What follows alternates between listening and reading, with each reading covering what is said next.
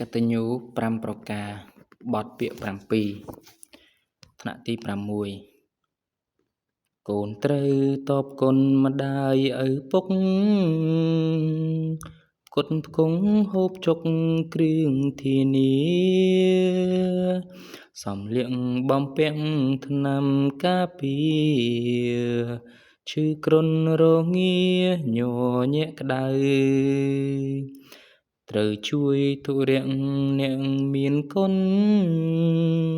កម្មគង់រែកពុនគុំមងសៅ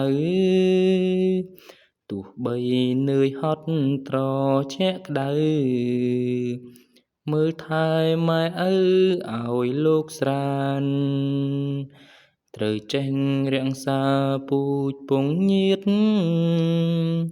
មិត្តភក្តិផងទៀតផៅសន្តានគេឈ្មោះត្រកូលឲ្យថ្កើងថ្កានជៀសវាងឲ្យបានកុំទាស់គ្នាកូនត្រូវបំរើអ្នកមានគុណវាចាទន់ភ្លន់គ្រប់វេលាព្រមជាព្រះរួងនៃបុត្រភ្ងាកូនត្រូវវន្ទាដោយភក្តីនៅពេលមាតាឬបិតារលត់សង្ខារលាលោកី